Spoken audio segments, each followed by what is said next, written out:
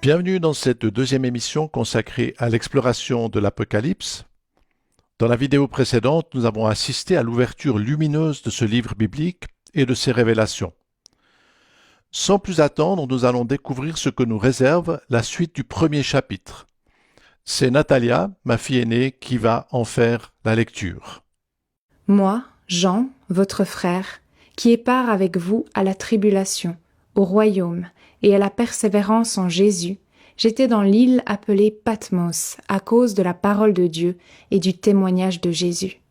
Je fus saisi par l'Esprit au jour du Seigneur, et j'entendis derrière moi une voix forte, comme le son d'une trompette, qui disait « Ce que tu vois, écris-le dans un livre, et envoie-le aux 7 églises, à Éphèse, à Smyrne, à Pergame, à Thyatire, à Sardes, à Philadelphie et à Laodicée. » Je me retournai pour savoir quelle était la voix qui me parlait, et après m'être retourné, je vis 7 chandeliers d'or, et au milieu des 7 chandeliers, quelqu'un qui ressemblait à un fils d'homme, vêtu d'une longue robe et ayant une ceinture d'or sur la poitrine. Sa tête et ses cheveux étaient blancs comme de la laine blanche, comme de la neige. Ses yeux étaient comme une flamme de feu. Ses pieds étaient semblables à de l'airain ardent, comme s'il avait été embrasé dans une fournaise. Et sa voix était comme le bruit de grandes eaux. Il avait dans sa main droite 7 étoiles.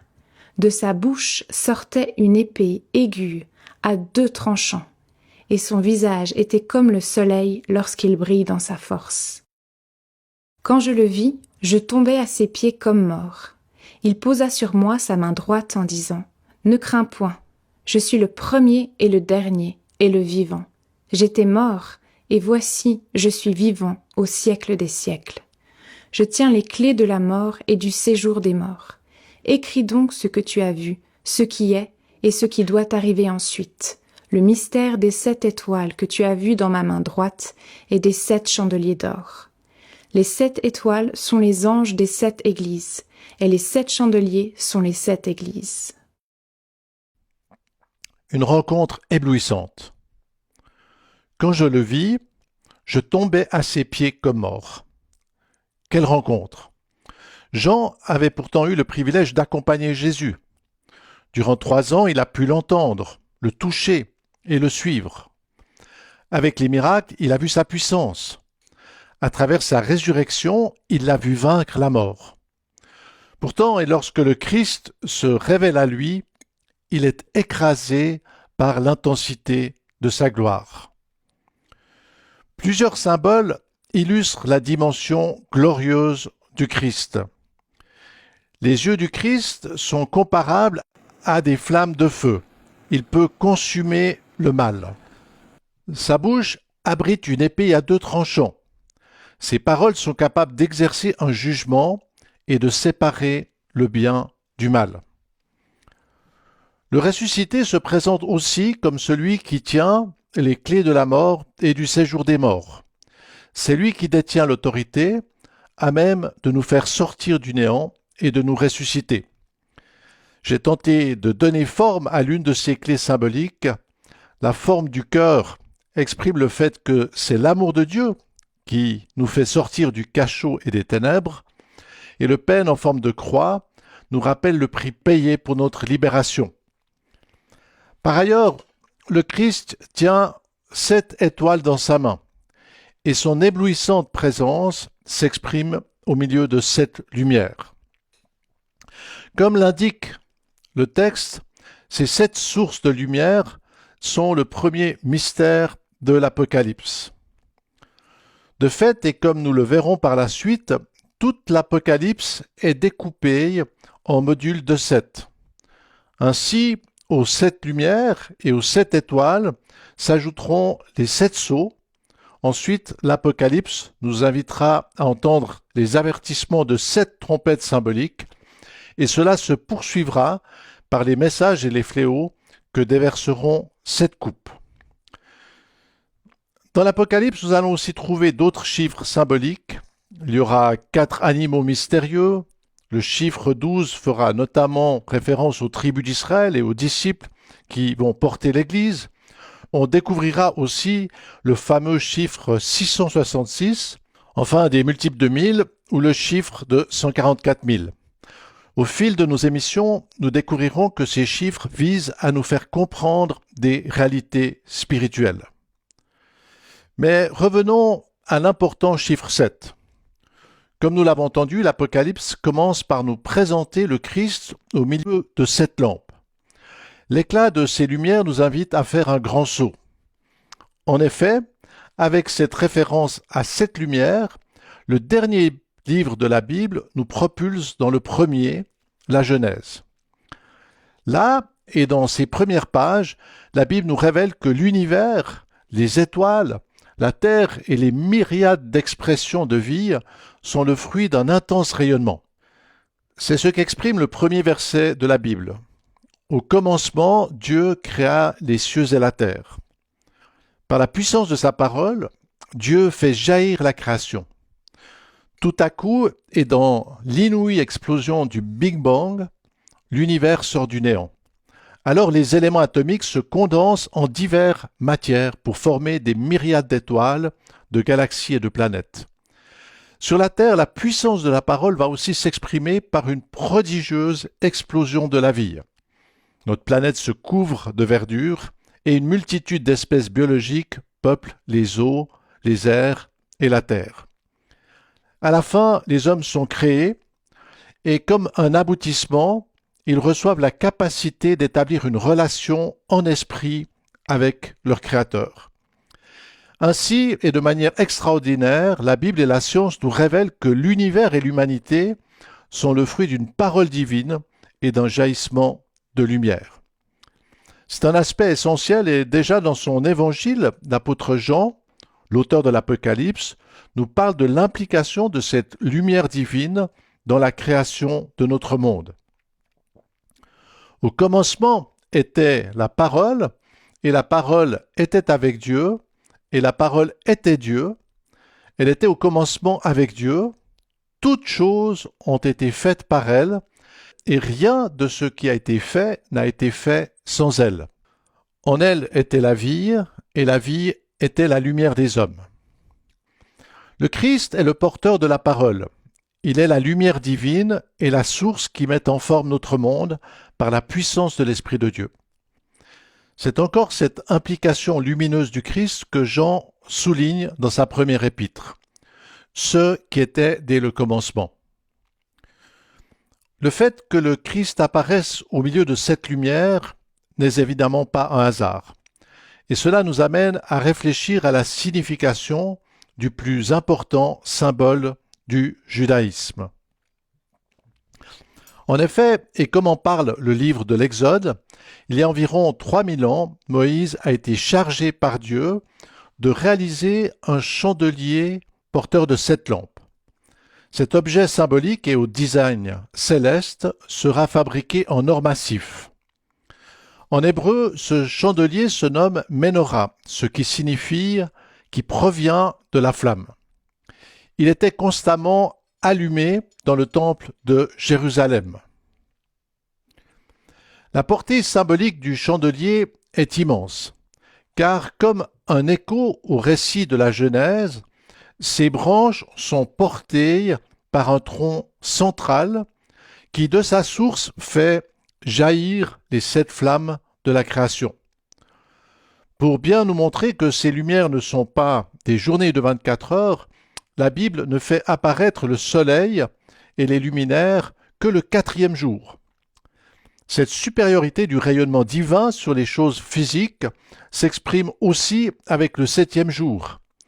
Il n'a pas de soir, cette lumière est sans fin et éternelle. Chose très intéressante et souvent ignorée, dans la Genèse, le texte découpe les 7 jours de manière à dessiner la forme symétrique du chandelier. En effet, le premier jour, qui parle de la lumière, établit un lien avec les luminaires du quatrième jour. Le deuxième jour et le cinquième jour parlent de l'eau. Enfin, la troisième et la sixième expression de lumière sont dédiées à la terre et à ses créatures. À la manière d'un arbre, les trois paires de lumière mettent en forme les divers développements de la parole de Dieu. De fait, et comme l'illustre la structure de la Ménorah, toutes les choses créées ne sont que des branches secondaires. Dieu est la source de tout, et tout absolument, tout ce que nous sommes et ce qui nous entoure est le fruit d'un jaillissement invisible.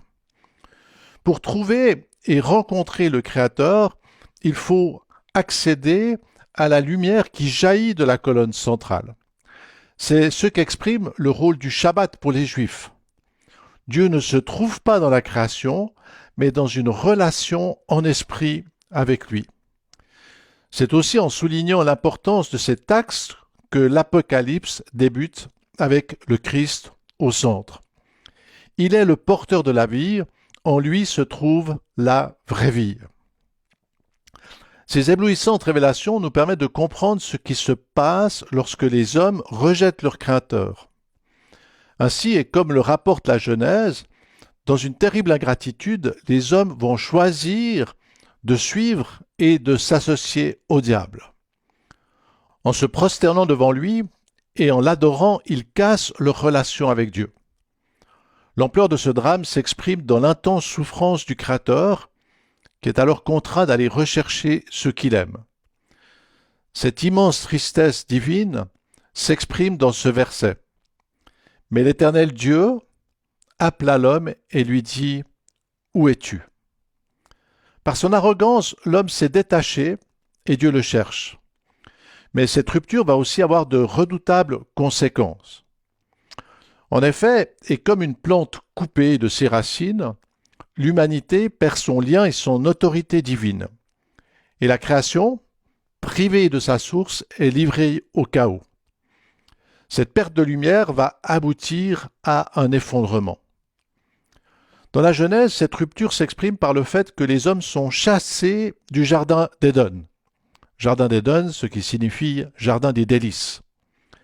Détail important et qui prendra tout son sens dans le dernier chapitre de l'Apocalypse, c'est dans ce jardin qu'était placé l'arbre de vie. Les hommes en sont bannis et des anges menaçants vont en interdire l'accès. Dieu chassa Adam et il mit à l'orient du jardin d'Éden les chérubins qui agitent une épée flamboyante pour garder le chemin de l'arbre de vie. Quelle terrible conséquence! Chassé du jardin des délices et privé du droit d'accéder à l'arbre de la vie. Toute la Bible, de la Genèse à l'Apocalypse, nous parle de ce drame. Un drame existentiel et spirituel qui est souligné par des symboles très parlants. Ainsi, on peut remarquer que c'est par deux anges que sera gardé le contenu de la célèbre Arche de l'Alliance. Dans ce coffre doré, les précieuses tables de la loi. Par leur référence à l'amour envers Dieu et au prochain, elles symbolisent la parole divine qui a été rejetée. À l'époque de Moïse, l'arche sera enfermée dans la tente du tabernacle. Ce temple de toile et portatif visera à mettre en forme une révélation céleste. Regarde et fais d'après le modèle qui t'est montré sur la montagne. On pourrait évidemment parler longtemps du tabernacle et du rôle qu'il a joué pour les Juifs. En tant que symbole du jardin d'Éden perdu, il était doté de 3 barrières. Ces séparations soulignaient la difficulté pour les hommes de rétablir la relation avec Dieu. Plus tard, soit environ 1000 ans avant la venue du Christ, le tabernacle va être remplacé par une version en pierre. C'est le célèbre temple de Jérusalem édifié par le fils de David, Salomon. Comme dans le tabernacle, le temple dispose de 3 barrières, La première pour se rendre dans l'enceinte, le parvis, la deuxième pour accéder au lieu saint, et enfin la partie la plus importante, le lieu très saint. C'est dans cette salle cubique de 11 mètres de côté que l'arche de l'Alliance sera déposée. Dans cet espace, elle sera gardée par deux immenses anges de 5,5 mètres de large. Un voile épais et doté de chérubins fermera l'entrée de cet espace sacré et inaccessible. Exactement 1000 ans après sa construction, le temple et ses redoutables gardiens vont servir à nous révéler le don inouï que le Christ va faire pour les hommes. Ainsi, et alors qu'il donne sa vie sur la croix, dans le temple, le voile épais et qui formait la dernière barrière se déchire. Les chérubins s'effacent, car l'accès à la vie est désormais ouvert. Comme nous le verrons dans la suite, le temple et bien d'autres éléments bibliques se retrouvent dans l'Apocalypse. Ils visent à nous révéler des choses essentielles. Grâce à ces symboles, nous pourrons comprendre des réalités invisibles et qui concernent l'avenir du monde et de l'humanité. Notons que ces révélations ne visent pas à augmenter nos savoirs. Elles nous invitent à prendre conscience des choix déterminants qui nous concernent. Allons-nous venir à la lumière du Christ ou allons-nous nous enfermer de façon arrogante dans le mal? Vie ou mort, lumière ou ténèbres, c'est dans les grands enjeux de ces choix que vont nous conduire les prochains épisodes sur l'Apocalypse. Voici encore une petite annonce. En effet, dans cette émission, j'ai parlé des liens étonnants entre la Bible et ce qu'a découvert la science. Ces aspects passionnants m'ont conduit à écrire un livre qui s'appelle Arborescence. Ces thèmes bibliques et scientifiques sont aussi traités dans une série de vidéos. Tout cela est disponible sur le site de Shekinah.com. Alors voilà, à tout bientôt dans la poursuite de notre exploration de l'Apocalypse et de ses mystérieuses révélations.